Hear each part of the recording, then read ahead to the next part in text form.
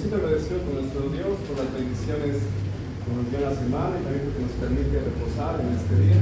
Quisiera pedir de favor el apoyo a mis hermanos músicos de la localidad que puedan acompañar a tocar este himno en su versión instrumental.